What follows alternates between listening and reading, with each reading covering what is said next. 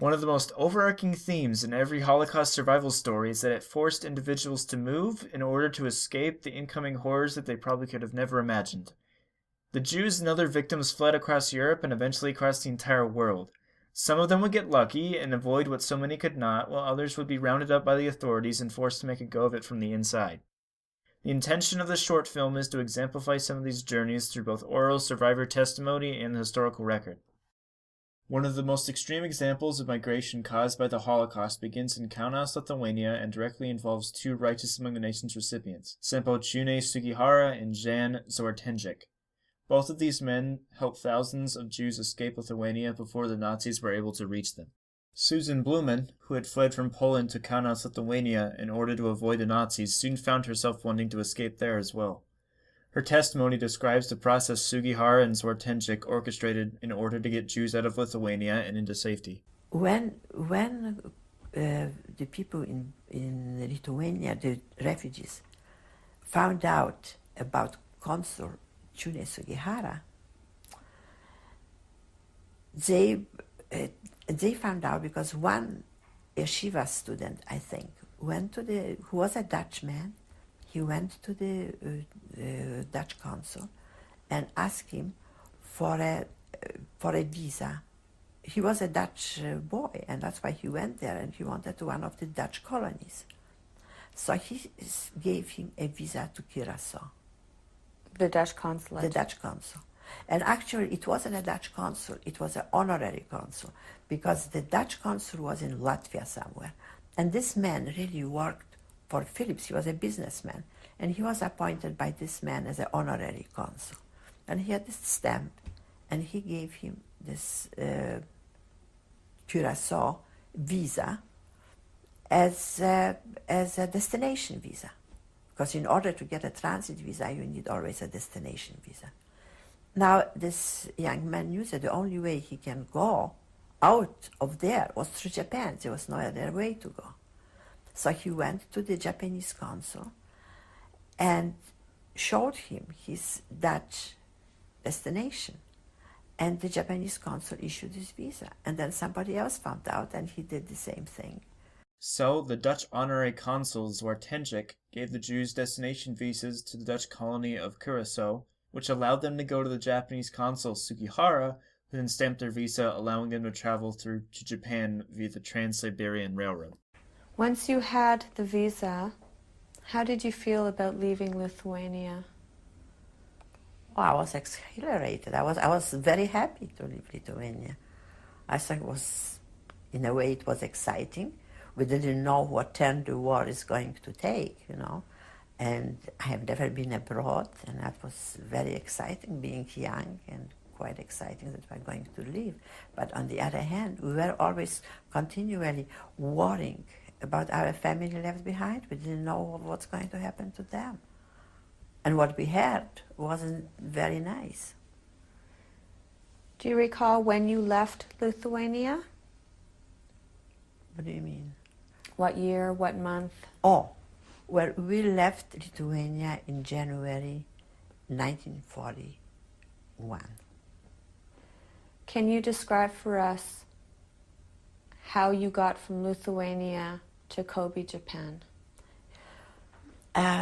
From Lithuania, first of all, we had to get the tickets and everything, which was another struggle because we didn't have enough money for the tickets because it's an expensive journey. You have to go across Russia. And the Russian officer, through whom representing Interest is a national travel agency in Russia. And they are doing all the ticketing and all the travel arrangements and so on. And according to the Interest, if we wanted to travel to Russia on the train, we have to purchase ahead of time some tickets which allow us to eat in the restaurant car, which is attached, to every train has. And it was quite expensive, and we did not have any money for it. And the man insisted that unless we pay for this restaurant food on the train, he's not going to issue us a ticket.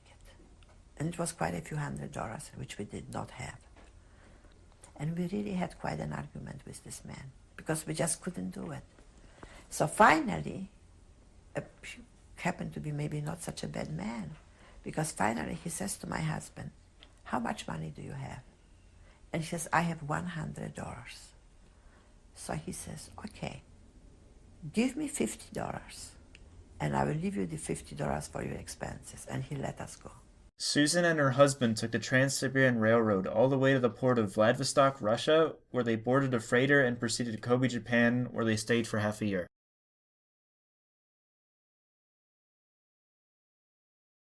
We're just waiting.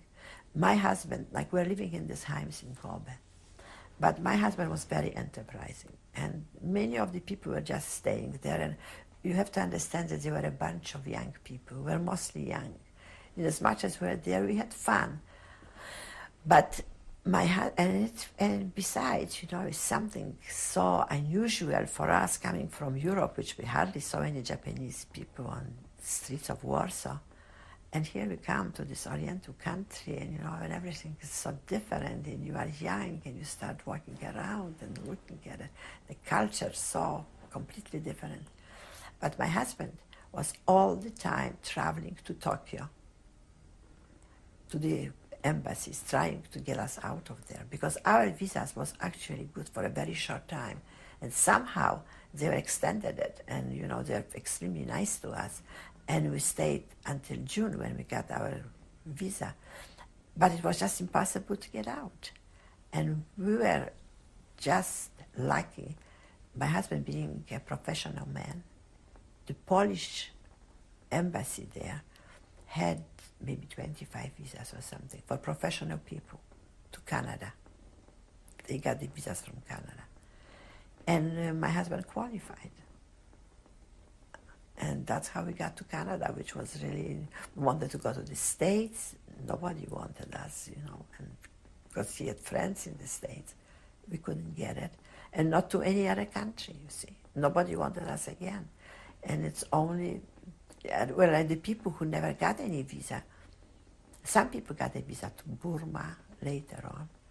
And the people who, or some went to Australia.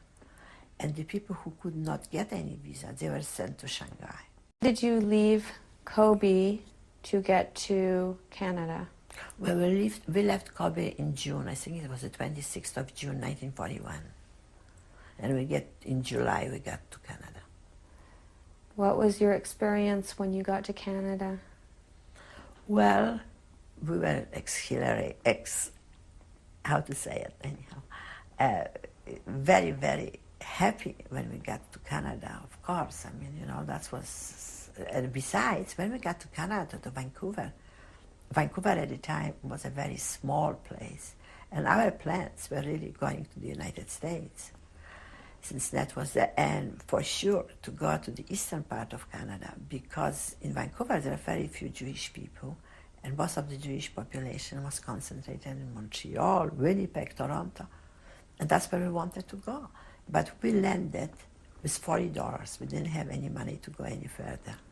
So we stayed here. And this is the story. That's why we never went any further. Susan Blumen's globe-spanning odyssey is certainly not a typical experience during the Holocaust, but it is a wonderful example of the lengths people were forced to go to in order to survive in the face of total annihilation. The next testimony we have is Cornelia Erin Swab, who is only a 5-year-old girl in Amsterdam when her parents had to make painful decisions to try and protect her from the Nazis.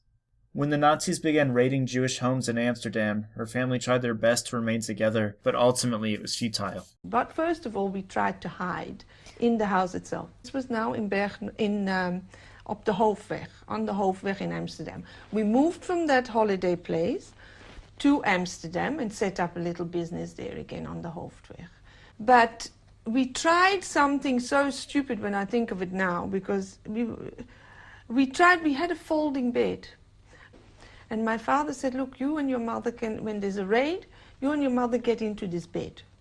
So my mother said, impossible, they'll pull this bed down any minute, first thing when they come in. So he had thought that was not a bad idea, it was no good. And so he realized that I had to have something done. And this is really where he found somebody who was hiding children, who was putting children in hiding places. And so one morning he sat me down, one evening actually it was, and they said, look, Corrie, we have to do something. It's getting too dangerous. All our families being raided and they've been sent to concentration camp. So they decided then that this gentleman that had offered for my, apparently this is what happened. My parents had got a hiding place of which they didn't want any children. They said it was too dangerous. No children, and you know, they just couldn't have it. A child might cry, a child might make noise, laugh, anything. Cornelia's parents left the decision of whether or not to separate entirely onto her, only a 5-year-old child. My mum and dad said to me, look, Corrie, you know, you're a big girl now. By this time I was all of 5, I think. You're a big girl now, and we have to tell you that if we stay together, we will all be killed. So the option was left to me. It was entirely onto me. I'll never forget this. And I said, look, yes, if there is somewhere to go, I'll go. So the following morning, very early, a gentleman arrived. And my father said that his name was Zambuk, and he was going to look after me. And he was going to find me a nice home where I would be looked after. So I said, all right, you know, I had a little suitcase. My mother had packed a little, like a school suitcase, a couple of little things, and off I went. Leaving her parents to an uncertain fate, Cornelia and this man went onto a train in order to get Cornelia to a safe place. Do you remember how you felt at that time? I was very sad.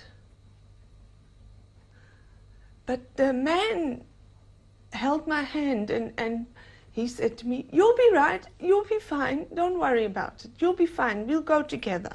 I'll take you to a nice place and there'll be a friend for you.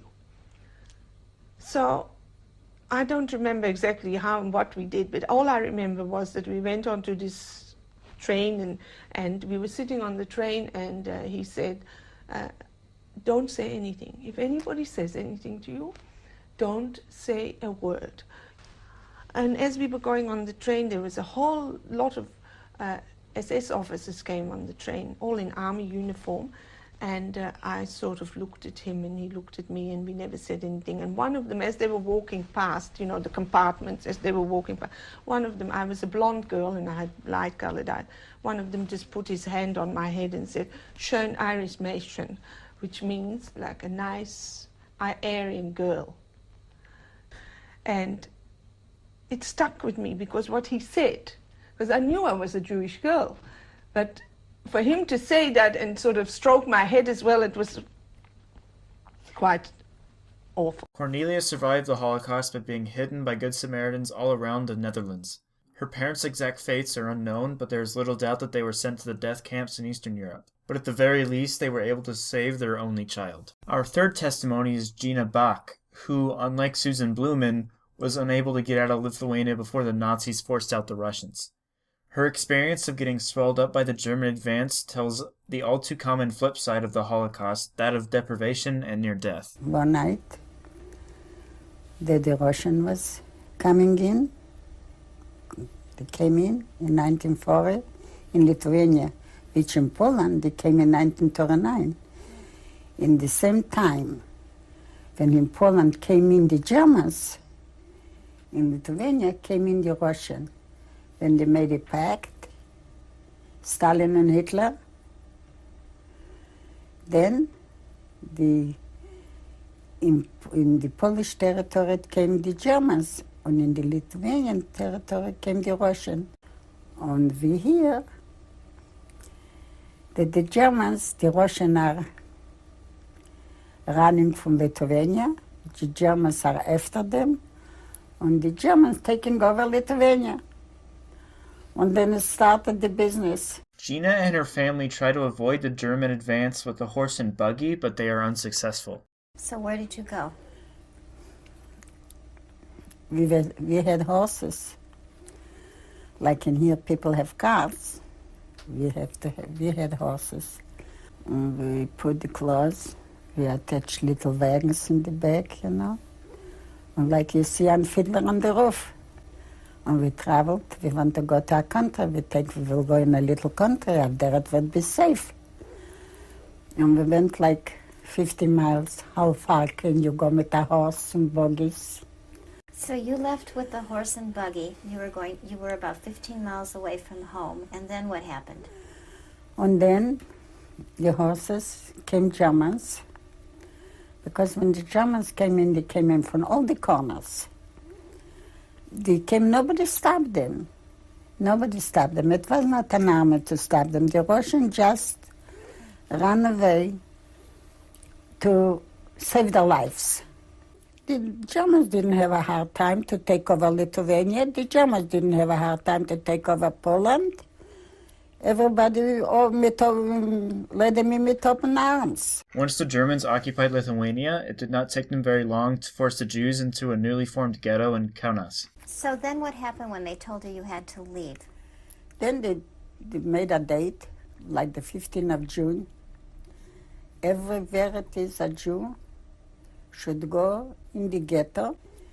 Where we have to go, we couldn't take much because it was 4 families in one place, in one house. A whole family in one little room. Once inside the ghetto, Gina had a direct conversation with the infamous Adolf Eichmann, widely known as one of the architects of the Holocaust. What was your encounter with Eichmann? He asked me I should go work for him in the city, you know, like in the headquarters there, to clean. And I begged him. And looking at me, I was a skinny, young little girl. And he kind of felt sorry. I think so that he felt sorry. I don't know. I didn't say on the phone, but when I asked him, may I stay here? And he said, okay, but when we need you, we will call you, you should come. He was a terrible man, that Eichmann. If nobody should think, the Germans shouldn't think that they killed him for nothing. The Knaus ghetto was liquidated in 1942, and Gina was part of a death march out of Knaus. In the early morning darkness, under the cover of heavy rainfall, she made a daring escape into a village and hid there. The rest of her experience in the Holocaust was that of barely scraping by in hideouts. Our fourth and final testimony is from Fyodor Buckwalter, who was just a small child living in Vienna, Austria when the Anschluss occurred. His experiences are about going to locations of the Holocaust with his family decades later and his feelings about those sites. Do you remember anything that your parents told you directly about what was going on? No, I really can't say I have a particular memory of, them sitting down, I was 7 years old to them, I don't think it made me aware of what 7-year-olds are capable of picking up, but unless you have that experience, I don't think you're aware of what 7-year-olds, what they pick up, what they understand. While not really being able to talk about what he remembers in the Holocaust, Theodore's feelings about it and how it affected his entire life are easy to see in his testimony. How do you feel the war affected your belief in God? How the war affected my belief in God? I don't have any belief in God. I know I've had, I think I used a term with my children that somebody turned me in for this interview, and I know who it is, my cousin Ziggy in Baltimore, and who's extremely religious and went through, the most horrendous experiences in Auschwitz. And I remember I having this conversation, he's very religious, and I remember saying to him, that I don't understand how he could believe in God after what he experienced. And he said, if it wasn't for my belief in God, I wouldn't have survived. Which ended that conversation. Though he has moved on from his religion due to the Holocaust, he still felt compelled to visit the location of his aunt and cousin's grave in Ukraine. Lost, and apparently what happened, they were drafted into the Russian army, and apparently what happened was his wife and sister were given the opportunity to leave with them, but since the First World War, the Germans were the good guys and the Russians were the bad guys. They stayed. And one day while we were there, what happened, there was a real language problem. My cousin Pinnick spoke Polish and Hebrew, and his daughters, they spoke English, but basically the communication was mostly between the driver that we had, which was like Ukrainian, Polish, so I would have to get things translated to me after things were happening. And one afternoon we wound up in the cemetery. I wasn't sure it was a cemetery. It just looked like an open field with some goats, but it was obvious that it had been a cemetery. And I know that there was this terrible, somber feeling around, and my cousin Pinnick, who had never really been religious, all of a sudden I know he took me next to him, and because he, I think, still thought of me as this little 6-year-old kid, so. And he just put his shoulder around me and he started saying the Kaddish. And after, I found out apparently what had happened is that this was the cemetery where after the third day, I think the Hungarians came in first, but after the Germans came in, they rounded up the Jews and marched them to the cemetery. And there was a big open pit, and they shot everyone. Apparently, when their ammunition ran out, they told whoever was left they could run for it, and his sister and mother were trampled. And as we're leaving this cemetery, walking away, just everybody just feeling totally damned. In the distance, there were these 2 little blonde children and a woman standing off in the distance, and these 2 little blonde, obviously Ukrainian children, walking towards us, carrying flowers. They handed these flowers to us, and then just like out of an apparition, just walked away. And it's like, my cousin's daughter, everybody just started to cry, and nobody knew what to do. It was like, because this is the, Ukrainians, these are the bad people.